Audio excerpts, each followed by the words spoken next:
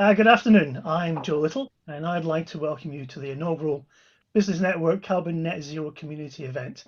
And who better to kick off our initiative than a speaker who, over the past 36 years, has witnessed the impact of climate change firsthand. In May 1989, Robert Swan went down in history as the first person to walk to both poles in the footsteps of his heroes, Shackleton, Scott, and Amundsen. He continues to campaign to save Antarctica with his organisation 2041. The significance of the year 2041 will become apparent in Robert's talk. I was lucky enough in 2009 to join Robert along with 50 of the brightest new minds and now the biggest climate change activists and alternative energy pioneers in Antarctica. It was an expedition that changed the lives of those involved, many of whom have gone on to lead alternative energy startups, lobby governments, and start their own educational programs to endorse alternative energy, slow climate change, and protect Antarctica. IE 2009, or Team Inspire as we renamed ourselves on the expedition, can boast several superstars now working for government, negotiators for the Maldives at COP in Copenhagen, an Obama administration environmental advisor, and even a National Geographic journalist. In fact, just yesterday, one of our team was announced as CEO of the Vermont Energy Education Program, and barely a month goes by without one of them getting in touch with me and telling me they've become a C-level leader in an alternative energy organization. And why not? Once you go to Antarctica, you become totally seduced. This is a phenomenal continent that becomes your homeland and you feel compelled to protect it. I personally didn't want to leave. I had two babies at home at the time, but I still wanted to stay there. But enough about me. I'm going to welcome Robert, coming to you from California in the wee small hours of the morning. Welcome, Robert. Great, Joe. Well, thank you very much indeed. And it's always fun to speak to people in Scotland. And let me just tell you the story of how I became the first person in history, let's be honest, stupid enough to have walked to both poles. And my links to Scotland are very deep. My great grandfather, he walked from the Kingdom of Fife to London in the late 1800s, and he arrived in London, and to cut a long story short, he became Mr. Peat, P-E-A-T, of Peat, Marwick and Mitchells, the accountants, which is now the enormous firm KPMG. So the walking I have inherited from my great-grandfather, Sir William Peat, but unfortunately none of the money, and certainly, as Joe will tell you, none of the financial sense. This for me did begin with a dream. At the age of 11, I saw a film about those incredible real explorers who went to the South and North Poles, and I said, one day I'm going to do this. I will become that person. Everybody laughed, they still laugh, but in between, we as a team achieved that. And after years and years of fundraising, I found myself standing with two companions on the edge of the Antarctic continent. We would attempt the longest unassisted march ever made anywhere on Earth in history. And it's incredible that 30 odd years on, no electronics, no radio, no GPS, no backup, nothing. We head off now 900 nautical miles to one building, the South Pole Scientific Station, in an area twice the size of Australia. People said we'd die. We just knew we'd get very thin. I was to lose 69 pounds in body weight in the 70 days. It was a very, very hard journey, no backup, nothing. And in one moment of that journey, we're standing incredibly in an area the size of the United States of America, and we're the only people there. As we get nearer the South Pole, our brave ship, Southern Quest, which had actually come all the way from Fraserburgh. We'd bought her. She was an ex-oil pollution control vessel in Fraserburgh. She'd been a side trawler in the North Sea, used to very fearsome conditions, and our ship, which had dropped us off a year before, now returns to Antarctica. And her mission, apart from collecting us, is to unload an aeroplane off the ship. The plane will fly to the pole to collect us. We go back to the base and we deliver on a promise. My patron for this expedition, the great Jacques Cousteau from France, asked me and the team to leave Antarctica tidy and clear it of all of our equipment and rubbish at the end of the expedition. Last few miles to the pole, pretty nerve-wracking. Had we got our navigation in place? Were we going to find the pole? One mistake, we would have missed it. But I was with two incredible people, Roger Meir and Gareth Wood. They navigated us incredibly 300 meters off course in 900 nautical miles. We stood there and were proud of what we had achieved as a small team. And as we stood there, the base commander from the South Pole Station came out and said, "Sorry, Rob, bad news. Brave Southern Quest was hit by a massive ice storm and she sank 5 minutes ago."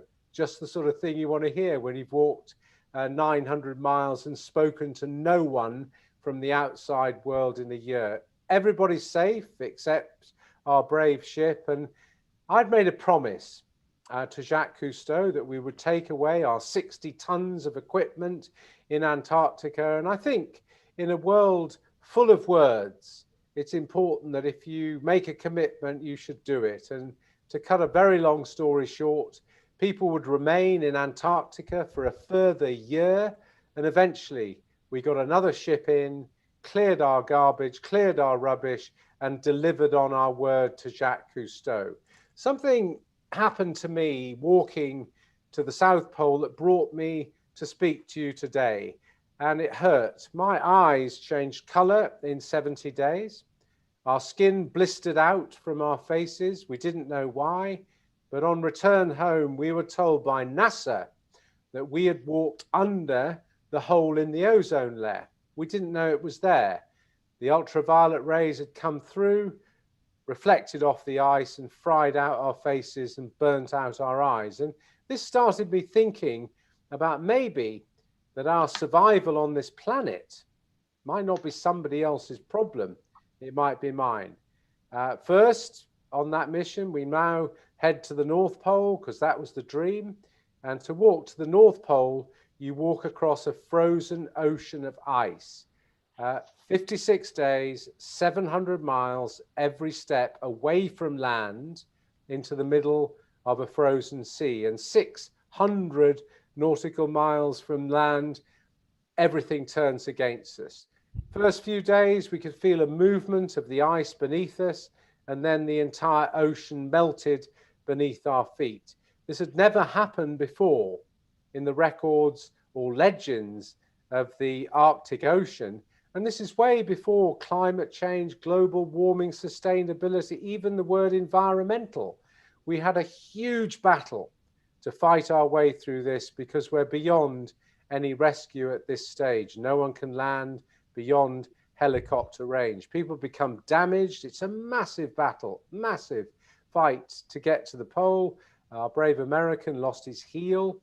But after 56 days, we got a bit of luck. The ice came together and we stood at 90 North. We had done this, not me, we'd done it. I'd still be talking about doing it, knowing me, but as a team, we pulled this off and flew an important flag. And let me tell you, ladies and gentlemen, that 30 years on, I was in the Arctic on a ship last year, and we went to where we'd walked across the ice to the North Pole. There was no ice there anymore. So it is impossible now to walk to the North Pole only 30 years on because there is no ice. We should listen to that. I went back home and was hauled in by Jacques Cousteau. Maybe some of you might recognize him now. He didn't say, because he was from France, "Well done, Robert." He just said, "What are you doing, young man, for the next 50 years? And I said, "Well, can I sit down while you tell me?" And he gave me 30 years ago a 50-year mission. In the year 2041, only 20 years from now, the treaty, the agreements that preserve Antarctica as a natural reserve, land for science and peace, you cannot exploit it now. We could be foolish enough to change that. And I believe, like Jacques Cousteau, that we should leave one place alone on Earth. We've worked on that for 30 years, 20 years to go. And how? Thinking. Basically, why would people go to Antarctica to exploit it? They go there for energy. So if we're using more clean, renewable energy in the real world to scale, then no one is going to go to Antarctica to exploit it, because it won't make financial sense to do that per ton of gas, per barrel of oil. It just won't make financial sense. So we have been working very, very hard on being promoters and testers of renewable energy.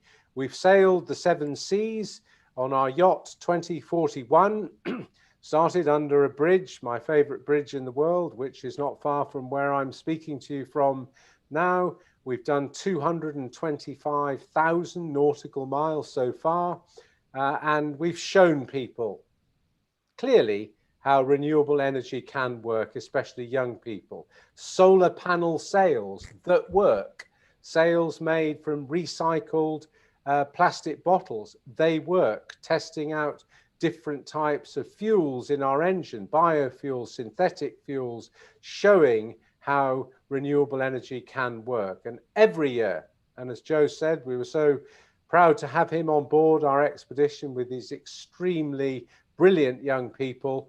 Every year we go to Antarctica. I take people from, I think, up to 82 nations now. A lot of people come from the Middle East. A lot of young people come from India.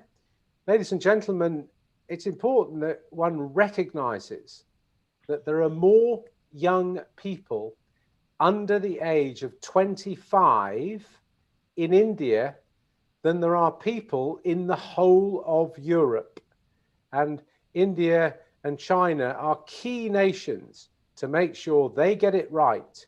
Unlike we sometimes still do, we get it wrong on our use of resources and energy. You know, India and China will lead the world, and I'm hopeful that they will help preserve Antarctica and at the same time do the right thing as far as carbon and all those issues. What we see in Antarctica is devastating. I go every year and I'm a witness to incredible scenes of climate change. Ice caps breaking off, ice shelves melting. We see it every year. And NASA have recorded this. Let me just give you an idea of scale. That coloured section at the bottom of the map there is the size of France. This is a huge amount of ice. Antarctica holds 90% of the entire world's ice, 70% of the entire world's fresh water. It's all in those Antarctic ice caps. And if we melt it, we're going to swim. It's not complicated. As you all know, an ice shelf is floating on the surface of the ocean. And if that ice shelf melts, it doesn't raise the sea level. But once the ice shelf's gone, which is happening in Antarctica, ice comes from land faster into the ocean, and that ice does actually raise the sea level because it's coming from land. And that might not matter to us so much.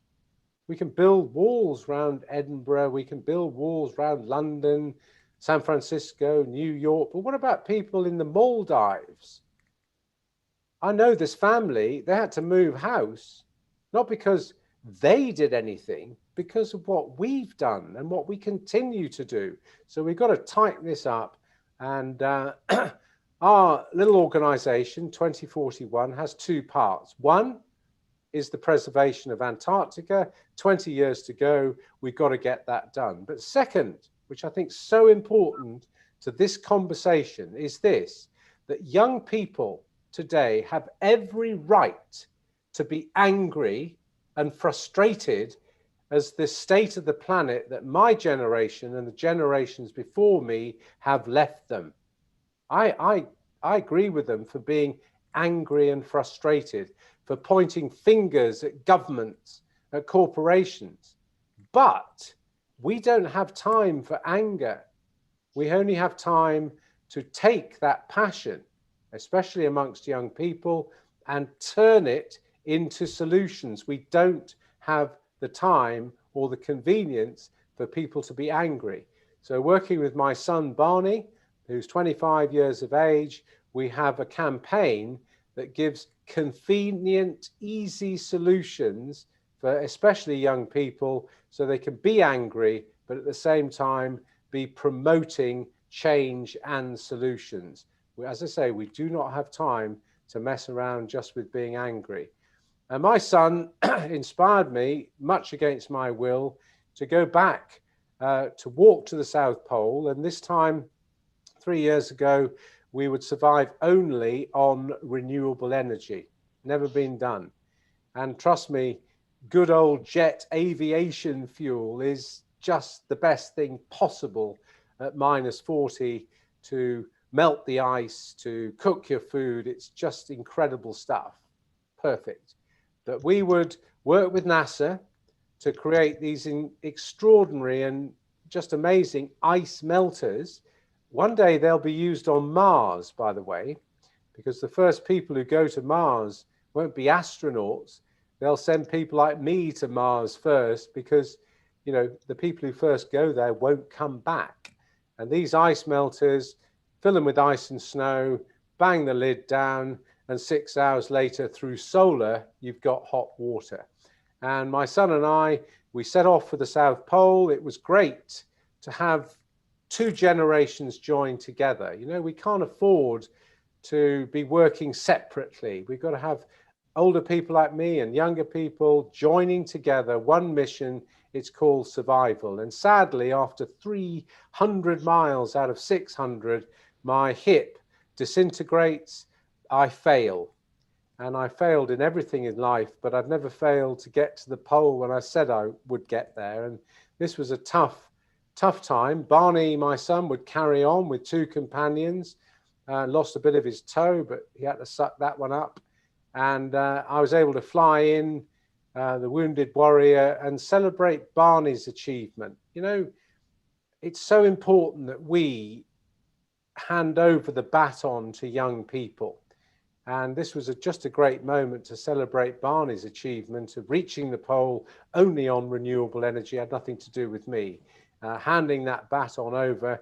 But as Joe will tell you, you know, I'm not going to sit and look at a map of Antarctica for the rest of my life and think there were 300 miles to go to the pole. So got a brand new hip put in, went back at the beginning of 2020. This time I needed the best of the best. So I had managed to convince Johanna and Katinka from Norway and Sweden. These are the preeminent polar explorers in the world.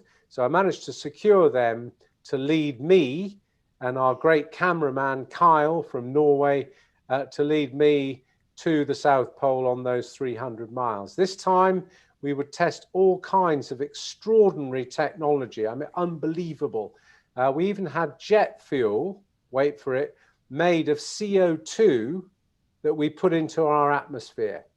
I had jet fuel made of household garbage and rubbish. I had jet fuel made of recycled plastic bottles from landfills in Mexico, just again, showing people how renewable energy works. And if we get that to scale, no one's going to go to Antarctica to exploit it. So off we went, you know, 150 miles in. This was great. First time, ladies and gentlemen, I've ever enjoyed walking to any pole. This was such an amazing time, learned so much about leadership. And on 97 miles from the pole, I made a mistake. I took my focus off the discipline, went out of the tent, fell over, and my hip, my brand new precious hip, blew out of its socket. And I was left lying again in the snow, 97 miles from the pole after all those battles. Got flown to the pole, got the hip put back in. It was just again, knocked back twice from trying to complete something, and I have to say it wasn't the best time of my life, but got a brand new hip installed again, and we'll be going back at the end of this year, December and early January, to complete that mission. And I'm going to be joined on that mission by some wounded veterans, women and men who've lost limbs for their nations in war. And I think that together we can, I hope, call ourselves Undaunted. And I believe that the story of them, especially, not me, I think is an important one on resilience and doing what you say you're going to do in life. 20 years to go until 2041. Anybody listening, we're going in November on a ship before the Undaunted expedition to Antarctica. And we're always looking for people to come and join us in November for 2 weeks on our ship expedition. I believe these words. I think they're relevant for sustainability and our environment and your mission in Scotland, but I also believe they're quite relevant for leadership too. It's not somebody else's problem, it's ours. Thank you very much indeed for listening to our story. Thank you very much. This is Rob Swan, going clear, back to Joe. Thanks, Rob. Again, it's a story I never tire from hearing. It's always a phenomenal story of your achievements, and that's just the edited highlights. We usually start these interviews at SBN with a connection story with Scotland, but you kicked off with that. I had no idea your grandfather was Pete from KPMG. Yeah, no, great grandfather. As I say, it's quite funny, Joe. I don't get any of the money and none of the financial sense, but if I ever set something up like a foundation or some sort of charity in America, they sort of come in and say, well, Robert, we'll help set this up because you better be squeaky clean. Well, it used to be young man, it's now old man, because it would look pretty bad if you went to jail in the United States of America as the great grandson of Sir William Pete, founder of KPMG. So it has helped me a tiny bit, but as you know, I certainly lack all business knowledge and business skill. Maybe I inherited some of his walking genes. And that's where I think you've got a phenomenal organisation of people behind you looking out for you in all of these things. I mean, Rob Swan isn't just Rob Swan. There's a whole team of phenomenal people in 2041, and all of whom have an incredible heritage with Antarctica. Do you want to just speak about that a little bit? Well, I think that we have a core team of only 3 people. You can imagine, ladies and gentlemen, that when this COVID thing hit, I'm an international public speaker. So suddenly the public disappeared and the international bit went. And Joe, you know that I've never saved any money in my life. Mm-hmm. So, with my hip having blown out, I arrived back home, the business collapses, but, people believe, I think, in hope. And all the people who are part of our team, and Joe, you're very much part of our team and our family, I think, look to 2041 for our involvement with young people and inspiring young people and giving them some hope. It's not easy to be a young person today. Imagine it, It's hard. So I think that people have rallied round, and actually we have created some very, very good momentum out of this very tricky time. I think we've got to come out of it clearer and stronger. And you're right, it's the team that have seen me through this quite hard time. Yeah, I had was in the middle of a talk with Bob Johansson a few months ago at the Institute for the Future, who are just down the road from you. And one of the quotes from there that I've written down and I go to every day is, stop worrying about the apocalypse. We're here. We're here now. It's now time to actually get together as a team and make the difference and survive. Sure, is that something you feel you're there now? I completely, get that one. I think that I'm, less flowery with the words, Joe. I had three words on my mind walking to both poles, and I think they're quite applicable today. This will end. However bad it may seem, it will end. And I think that one's got to look at the opportunities that are coming out of this, apart from recognizing that a lot of people are going through a desperate time, a desperate time. And I think that, loss of life, and for young people especially, loss of, a whole moment of their life, like an entire year when you're 17, 16, 17, 18 is a long time at that age. And I think we've got to recognize that, and with as much hope, especially on the environment. Young people aren't stupid. They know that what we're going through now is because we messed with the environment. Bats to pangolins, people eat the pangolins, and bingo, half the planet is wearing a mask. And I think young people are feeling quite gloomy about their future.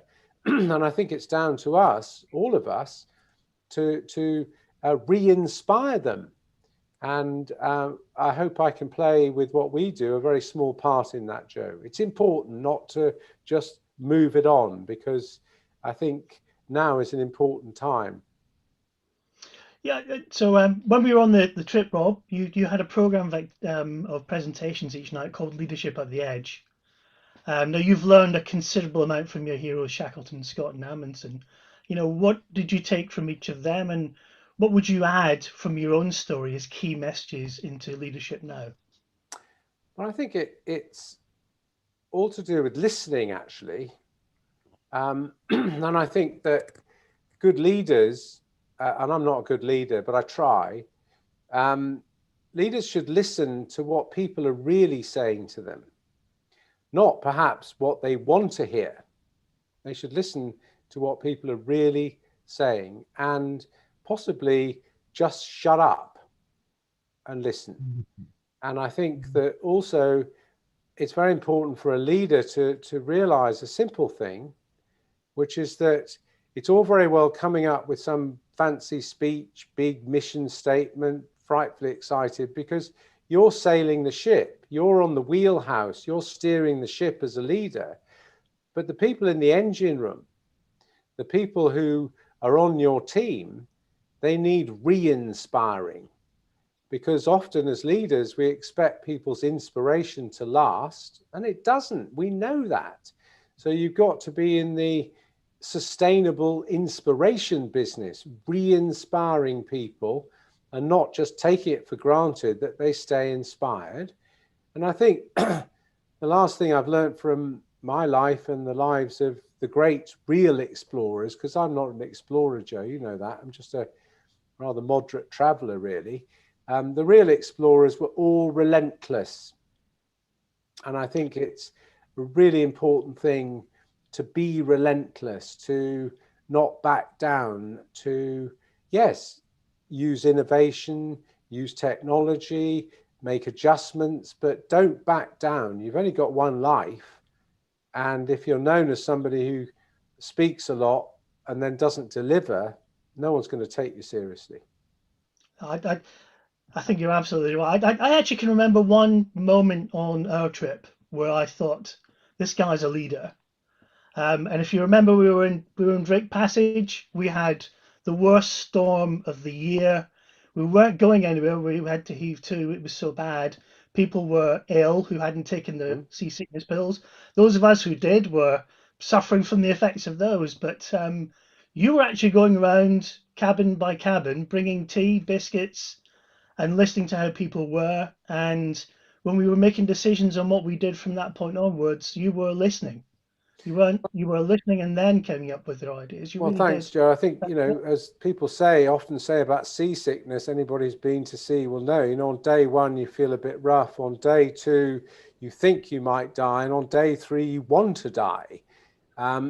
It's a hard thing. And I think that, as a leader, you also should be a servant leader. You know, you've got to actually get off your high horse occasionally and think, okay, there are other people who can do things much better than I can, and maybe I should be in support of them, not looking over people's shoulders, but to truly support people, because that inspires them. And if that means taking a cup of tea down a ship that's going like that, you probably don't know, Joe, that I probably didn't tell you all at the time, but that was, I think, the second worst storm we've ever been in on our Antarctic voyages out of now 24. It's possibly time you should know that.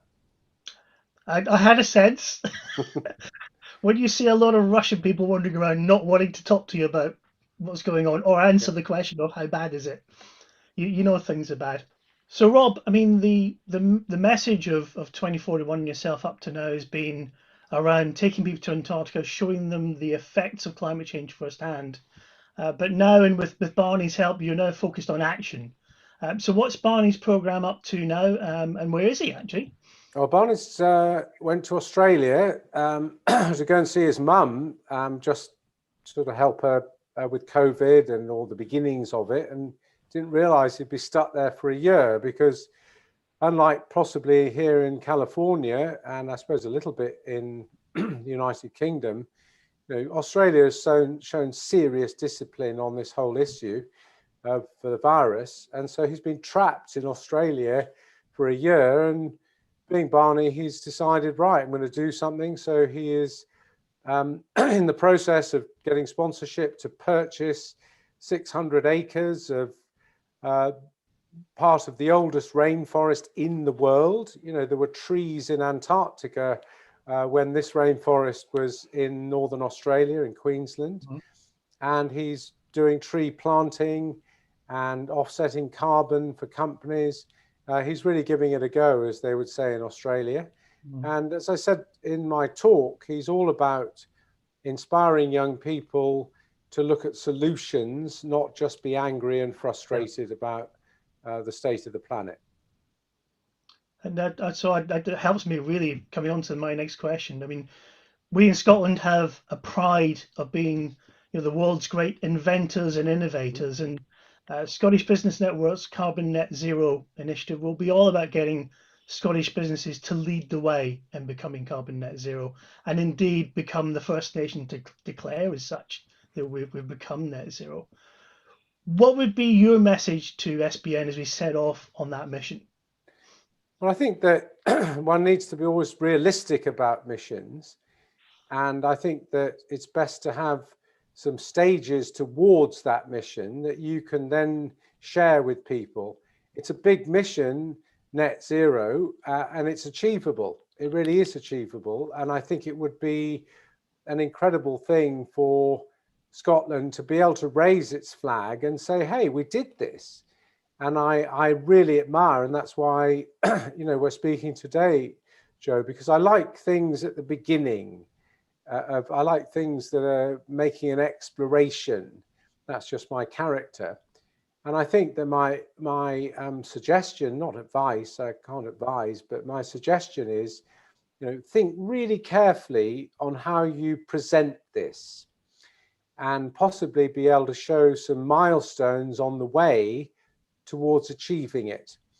And I think the other thing that's really key is that as you go, the various companies involved should be also remembering that sustainable inspiration thing, that, you know, you may have the mission as the leaders, but don't forget about the people who work within the company, to keep them inspired and to celebrate.